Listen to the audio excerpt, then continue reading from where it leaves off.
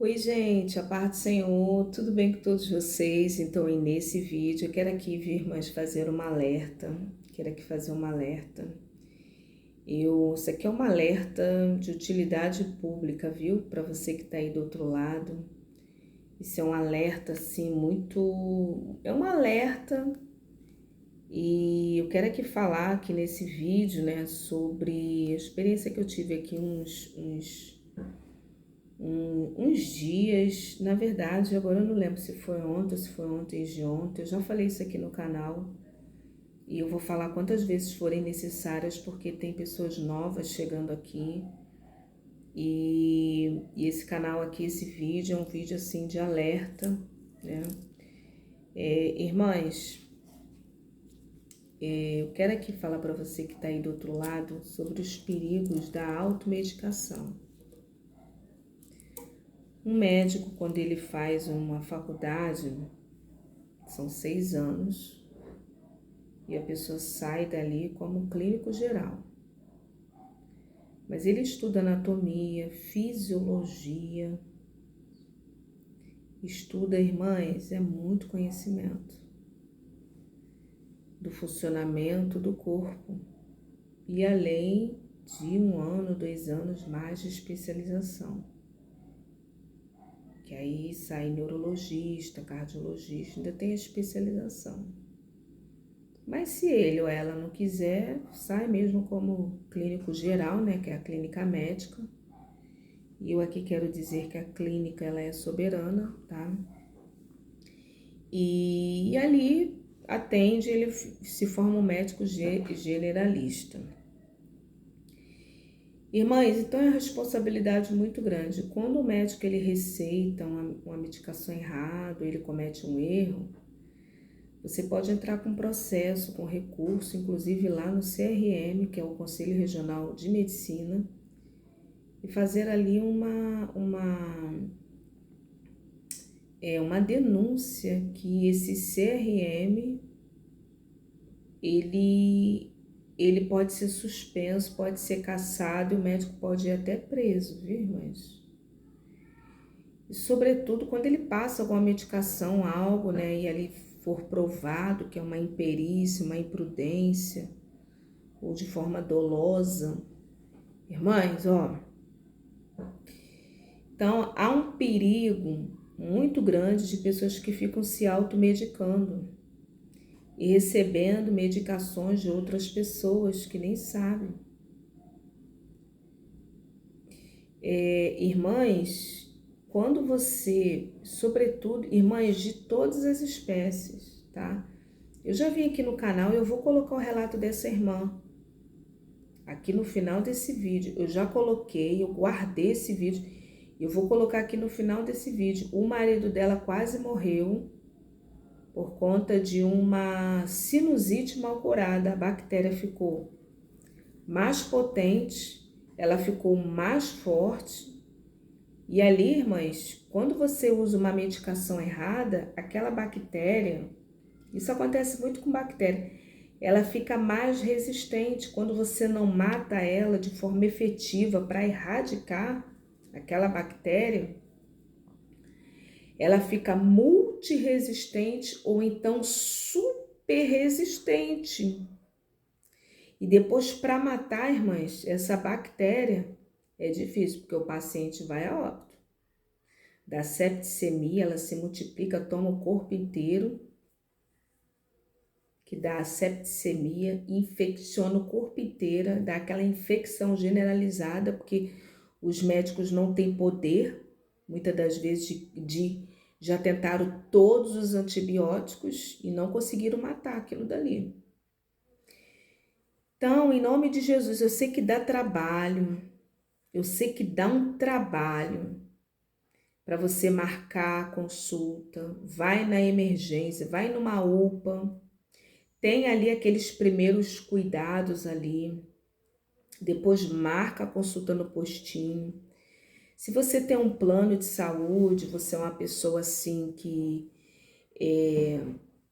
tem um pouco mais de recurso financeiro e Deus te possibilitou você pagar um ótimo, excelente plano de saúde, que não é baratinho não, viu, irmãs?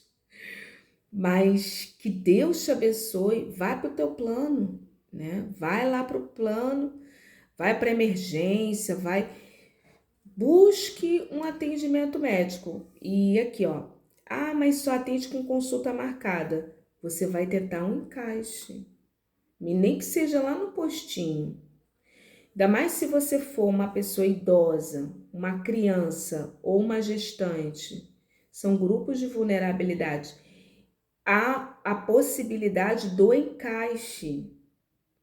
Tem os pacientes marcados, mas é necessário ter o encaixe. Mas não tem encaixe, procura enfermeiro. Vai em cima do enfermeiro, lá no posto de saúde, explica o enfermeiro. Só essas 3 categorias, irmãs, tem que atender. Mas, Raquel, como que eu encaixo? Eu encaixo, tem as consultas marcadas. Sempre tem alguém que falta. Sempre tem, irmãs. A pessoa com a consulta marcada, deu uma dor de barriga, não vai, e fica aquela vaga lá ociosa. Então, assim, mas às vezes o comodismo, a preguiça, pode trazer muitos problemas. Evita tomar medicações que não for por prescrição médica. Como eu falei, a pessoa pode morrer. Eu vou colocar o vídeo aqui da irmã no final aqui desse vídeo. Que o marido dela quase morreu. Irmãs, gripes mal curadas se transformam em pneumonias. Coisas, irmãs, em nome de Jesus, não faça isso. Eu vou contar aqui o que eu vi, né? Há 2 dias, não me lembro se foi ontem, se foi antes de ontem. Mas eu vi uma cena assim lamentável, lamentável. Uma coisa é quando você não tem conhecimento da causa. Deus ainda vai lá e te livra. É, irmã Raquel? Sim, amada igreja. Quando você não tem um conhecimento, Deus ainda vai lá e te livra. Mas quando você já tem o conhecimento, eu vou contar aqui 2 histórias. Uma minha que eu presenciei ontem de ontem e uma história de uma irmã aqui no canal que ela contou, a irmã Fátima, tá? Ela sempre tá aqui, ela é uma benção, aquela irmã. Ela e a mãe dela, que eu conheci, que a mãe dela fez a mentoria comigo. E eu vou contar a história dessa senhora que quase faleceu por conta disso daí. Mães, ignorância mata. Eu fui na farmácia, fui fazer não sei o que, que eu fui ver o preço de um algo lá. Irmãs, e essa é uma farmácia que eu sempre vou, né? Aqui bem pertinho. Aqui é um pouco meio que cidade pequena, então todo mundo conhece todo mundo. Eu conheço o dono lá da farmácia e eu conheço os 2 empregados que trabalham lá. Tem uma moça que trabalha lá e tem um rapazinho que ele já tá lá há bastante tempo, irmãs, aquele rapaz. Hoje ele deve estar com uns 24, 25 anos. Ele é um rapazinho assim que eu creio que ele é de muita confiança, porque às vezes ele fica sozinho lá na farmácia. Irmãs, e outra coisa, viu? Ficar e receitando medicação para outras pessoas. Não, toma isso, toma aquilo outro. Olha, se a pessoa tomar aquilo dali que você está receitando, a pessoa morrer, falecer, pode ser uma dipirona. A família pode, inclusive, te processar e você ir preso, presa. Responder processo e tudo. Irmãs, e outra coisa, irmãs, balconista de farmácia não é médico, irmãs. Ele tá ali de tanto ver aquilo dali, né? Irmãs, isso usualmente. O rapaz estava lá sozinho, eu olhei e tal. Irmãs, olha, eu não quero fazer mau juízo do rapaz, porque eu não conheço o rapaz, eu não sei da vida do rapaz. Eu não conheço a vida do rapaz. Eu não sei se ele está fazendo farmácia, tá? Eu já quero aqui citar todas as possibilidades. Eu não quero aqui fazer mau juízo do rapaz, eu não quero aqui, até que porque eu não sei da vida do rapaz, eu não sei se ele está fazendo farmácia. Mas eu sinceramente, honestamente, eu acredito que ele não esteja fazendo farmácia. Porque se ele estivesse fazendo farmácia, ele teria a informação necessária do peso e do transtorno que isso traz em receitar ali, falar para o cliente ali o que é para tomar. Eu acredito sinceramente que ele não esteja fazendo farmácia, porque, irmãs, até um farmacêutico não tem esse poder não de ficar receitando nada não, irmãs. Mas vamos pular essa parte. Irmãs, o rapaz, assim, ele estava falando bem pro moço, né? Um senhor, um jovem senhor. E ele falando, não, você leva essa caixa aqui, irmãs, eu olhei assim um antibiótico, irmãs. Eu tava esperando atendimento. Aí eu olhei assim, um antibiótico potente. Aí ele, não, toma isso daqui de tantas horas. E esse daqui só para complementar, para tirar o mal-estar, não sei o que, tá? A dor. Aí eu olhei, fiquei assim, olhando, não falei nada. Aí eu sei que eu até saí da farmácia, irmãs. Eu não lembro se eu perguntei, mas eu perguntei, cheguei a perguntar e saí da farmácia, mas por conta, saí muito chateada da farmácia. E o moço ali, inocente, mas comprando, passando cartão, comprando e levando. Olha, irmãs, eu fiquei assim, meu Deus, isso é muito usual, isso é muito comum, isso pode trazer muitos problemas. Eu vou colocar aqui o vídeo da esposa do rapaz que quase morreu devido a um antibiótico. E tem uma irmã aqui no canal que eu já prestei mentoria, para essa familiar dela. Ela contou aqui no canal que a mãe dela passou por isso. A mãe dela foi mordida por um animal, por um cachorro. A vizinha receitou lá um antibiótico, um remédio qualquer, deu para a mãe dela tomou o tal do antibiótico. Não resolveu, irmãs. Não resolveu. Que devia ter dado ali uma raiva, né? Que a raiva ela é causada, né? Pela saliva do animal, tá? Do cachorro, sobretudo. E tem todo um protocolo, tá? Inclusive até observar o animal 10 dias depois da mordida ali, da lesão. Mas eu sei que a mãe lá dessa irmã que tá aqui no canal tomou aquilo dali, não resolveu, foi pro médico, chegou lá, ficou internada lá, mais ou menos assim, que isso já tem tempo. Passaram todos os antibióticos, não deu certo, não acabou com a bactéria, porque a bactéria já tinha ficado muito forte, resistente. E ó, irmãs, toda bactéria, toda, seja ela o que for, ela tem uma roupinha. As bactérias, elas têm uma roupinha, uma cápsula proteica que protege ela. Toda bactéria, ela tem uma roupinha, que é a cápsula proteica, uma roupa mesmo. E ela fica ali imune, ela fica ali protegida contra a ação do tempo, de temperatura. E você vê que a bactéria do tétano, que ela causa o tétano, ela fica no solo, ela fica sobrevivendo a essas temperaturas do solo, do tempo, nas calçadas, nos ferros enferrujados durante muito tempo, irmãs. E ela fica ali, ó, quietinha, viva, tá? Então essa cápsula proteica, ela que protege, e você não, para destruir a bactéria, você tem que destruir essa roupinha dela, essa cápsula proteica. Que é aí que é onde entra o antibiótico. E cada bactéria, ela se comporta de uma forma diferenciada. Por isso que tem médicos que são mais cuidadosos e excelentes, que faz uma raspagem daquele local da infecção, manda para o laboratório. Lá no laboratório, né, na histopatologia lá, ele vai colorir aquela bactéria, passa naquela lâmina. Irmã, isso tudo aprende na faculdade. Ele passa naquela lâmina, vai colorir a lâmina e ali a bactéria ela vai se organizar naquela lâmina. Ele vai olhar no microscópio Ainda tem isso. Vai olhar no microscópio e ela vai se comportar de uma forma. Esse comportamento pode ser, ela vai ser denominada e classificada como gram positivo ou gram negativo.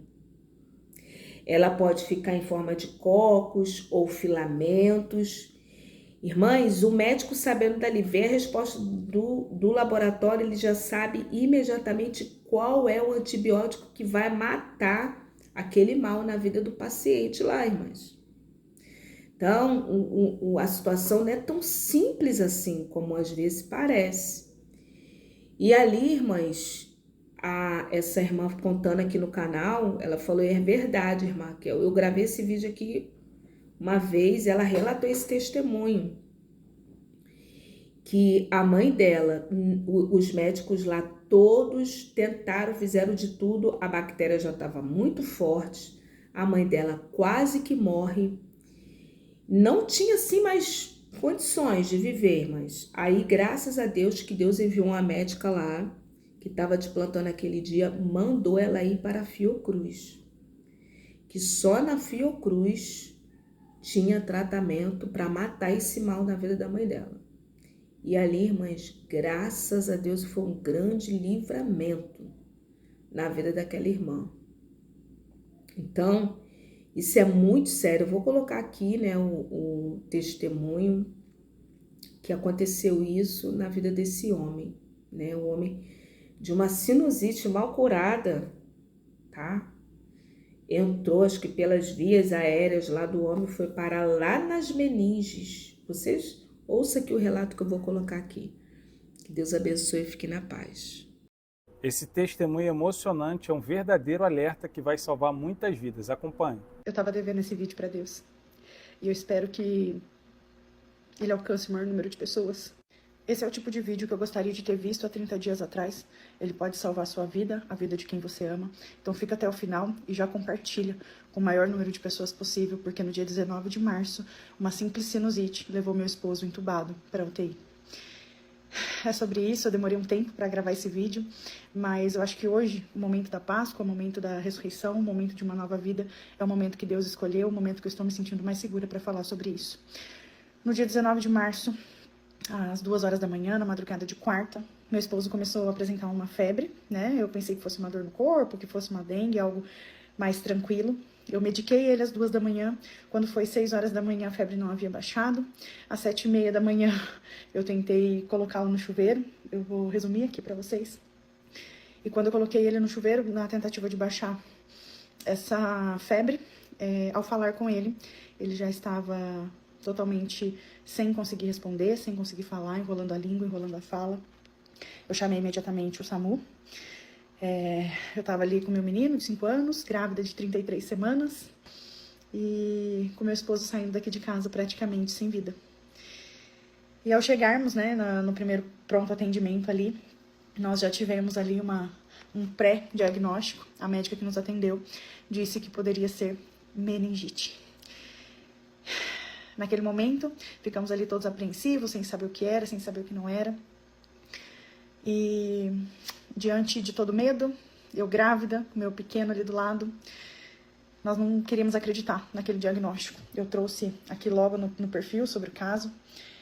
E aí foram tomando proporções maiores, ele foi direto para o hospital dali, do primeiro pronto atendimento, e ao chegar no hospital, ele já foi imediatamente entubado, encaminhado para a UTI, para realização de tomografia, para realização de outros exames, para que pudesse ser confirmado, então, um diagnóstico. E foram horas desesperadoras, foram horas de muita tensão e de muita aflição para nós aqui de casa.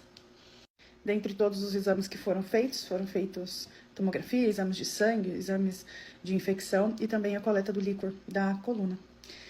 E, ao final do dia, tivemos o diagnóstico de meningite bacteriana devido a uma sinusite mal cuidada. E foram 7 longos dias de clamor, de oração, de espera por um milagre, porque Eu já estava sensibilizada, 33 semanas de gestação, com meu menino de 5 anos, e pedindo a Deus pelo milagre da vida dele de volta. A internet se mobilizou, a cidade se mobilizou, muitas pessoas orando ao mesmo tempo. E isso se deu devido a uma automedicação. Corticoides, remédios para sinusite. E como foi ele que pintou o quarto aqui das crianças, né, a bactéria foi a meningocócica, que todos nós temos aqui, né, na região principalmente da face. E ao pintar o quarto das crianças, essa parte de vias aéreas aqui, né, acabou se abrindo, se dilatando pelo cheiro da tinta.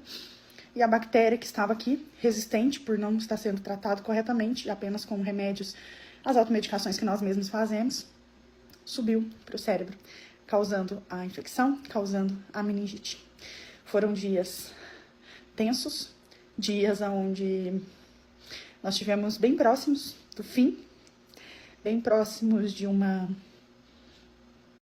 Olá, me chamo Camila Guerreiro, sou líder da Operação Unip EAD e estou aqui para fazer um convite. Venha conhecer o nosso... Bem próximos do fim, bem próximos de uma não reversão e bem próximos de Deus. E bem próximos da dependência de Deus.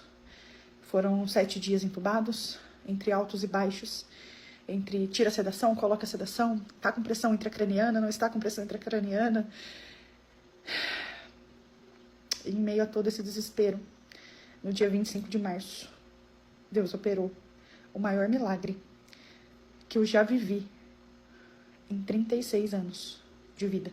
E eu pude vivenciar esse milagre. Uma toma de urgência foi feita, porque ele estava com a pressão muito alta. A suspeita era de que a infecção no cérebro tinha aumentado, de que ele estava ali com uma encefalite, com uma pressão intracraniana, e que não teríamos mais recursos. Mas ao final do dia, da segunda-feira, do dia 24, a toma chegou, estava limpa, o líquor também estava mais claro. E na terça-feira, no dia 25, os médicos decidiram estubar, tirar o tubo e esperar para ver se ele acordaria. Porém, hoje, depois do que passou, nós ficamos sabendo que até os médicos estavam desacreditados. Eles tirariam o tubo na esperança de que ele reagisse. E depois de tanto clamor e depois de tanta oração, nosso milagre veio. E em uma das orações que eu estava aqui com Deus, pedindo a Ele, eu realmente abri, rasguei minha alma para Deus. Eu falei, Deus, eu entendo os seus propósitos, eu entendo os seus caminhos, e eu gostaria muito de dizer como filha que eu aceito a sua vontade. Mas se, por piedade, aceite a minha. Eu não posso dar uma notícia ruim para o meu filho, e seria muito injusto que a minha filha não conhecesse o pai. E eu estava realmente 100% na dependência de Deus.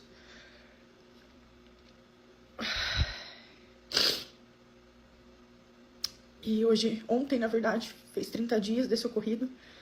Meu esposo saiu praticamente sem sequela, andando, falando, comendo, caminhando.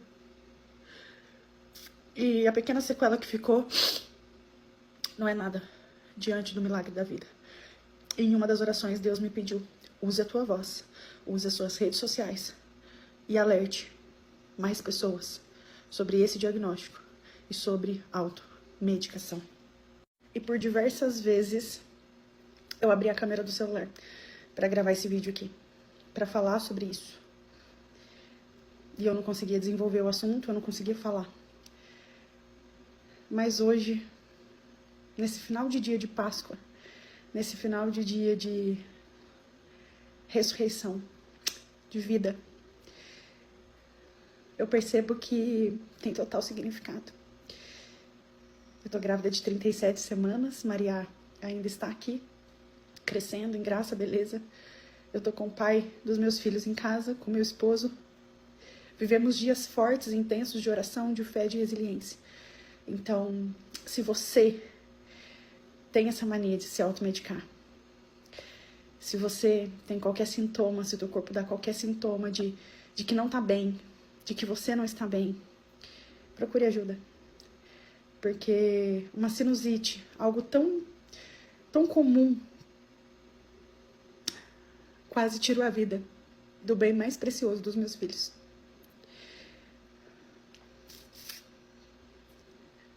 Mas Deus sempre vai ser a nossa fonte inesgotável de cura, prosperidade, sabedoria, e tudo virá até nós através dele. Eu tava devendo esse vídeo para Deus e eu espero que ele alcance o maior número de pessoas e que salve o maior número de vidas possível. Porque nitidamente ele me pediu: use a sua influência, a sua voz nas redes sociais e mude e transforme destinos e salve muitas pessoas com o milagre que eu te dei. O milagre não foi feito para acabar em nós. O milagre foi feito para ser falado e ser repassado. Feliz Páscoa. Feliz novas oportunidades. Feliz nova vida. Amém. Graças a Deus. Nossa,